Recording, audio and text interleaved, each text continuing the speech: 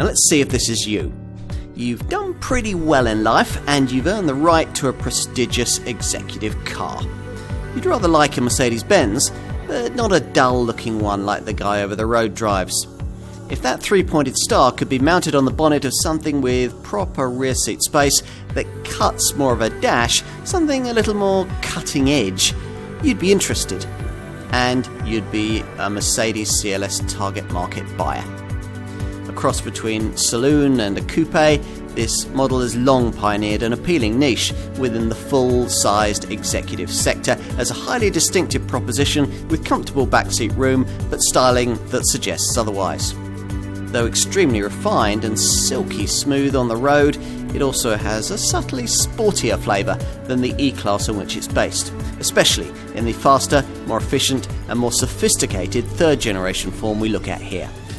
The CLS may be billed as a coupe, but its driving demeanour is very much geared to long-distance luxury.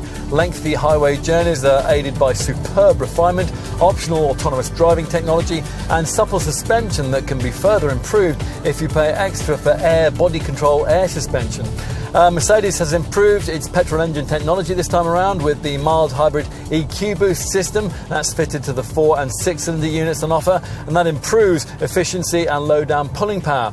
That's helpful because the CLS is a bit more portly in third generation form. That's primarily due to the standard fitment of 4MATIC four-wheel drive, which Mercedes deems necessary to match what rival Audi A7 Sportback and BMW 6 Series Gran Turismo models are already offering in the segment.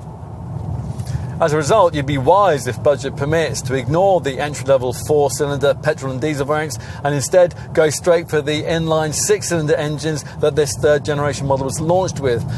Continuing on with our review of petrol power, let's tell you that your 6-cylinder options start with the 367 HP CLS 450 which uses the same 3-litre engine found in uprated 435 HP form in the top Mercedes-AMG CLS 53 4MATIC Plus form. Here though we're trying the 3-litre diesel, and that's available with 282 HP in the CLS 350D 4MATIC or 340 HP in the CLS 400D 4MATIC variant that we're trying today. This pokier diesel variant manages 47.9 mpg on the combined cycle, and both diesel derivatives deliver a class competitive 156 grams per kilometre of CO2. All models get a 9-speed automatic transmission and Mercedes Dynamic Select driving mode system. Twisting secondary routes don't really sit in this car's comfort zone. The steering's not especially feelsome, but the brilliant ride quality and the superb refinement offer ample compensation.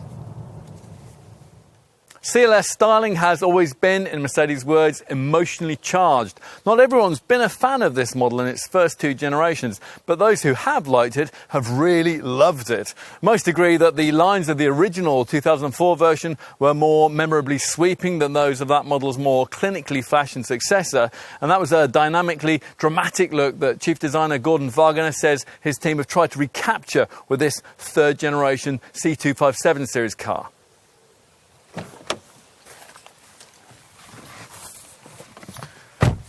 Inside, highlights include cabin configurable lighting, emotive jet turbine style air vents and the widescreen cockpit design from the E-Class that sees a couple of configurable 12.3-inch screens joined together to replace the previous infotainment monitor and instrument binnacle dials. Now this optional command infotainment central display is really well worth having with its Wi-Fi, 3D navigation, smartphone mirroring features and app connectivity. Plus the cabin is beautifully trimmed and these seats are brilliantly supportive.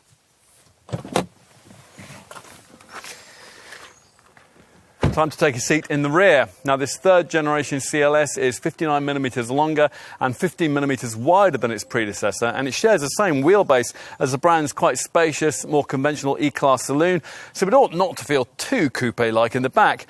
True, the sweeping roofline does mean you have to duck a bit once you open one of these frameless doors and step inside. But once you're in place back here, it's actually not too bad in terms of space to spread out. Legrooms aided by the particularly slim front seats with their scalloped knee-level cutouts. This, a third-generation CLS, is the first in the model line in which it's actually been possible to take 3 people on the back seat. And that's a change presumably in response to feedback from previous customers who were annoyed to find they couldn't do things like give their kids' friends a lift home from school.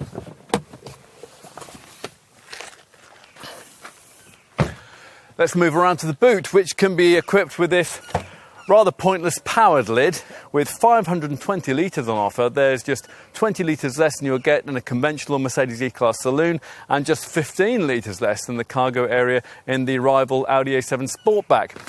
If you're taking longer items, then you'll be glad of the way that, as standard, the rear bench splits 40-20-40, so you can flatten the middle section for things like skis without affecting a couple of rear-seated passengers. For self-made business people seeking an appropriate but not extravagant reward for a lifetime's endeavour, the CLS remains an expressive, individual and very complete choice. That's provided you can afford the significant price tag. It's a very German expression of fashionability, but the right kind of buyer will find it very desirable indeed.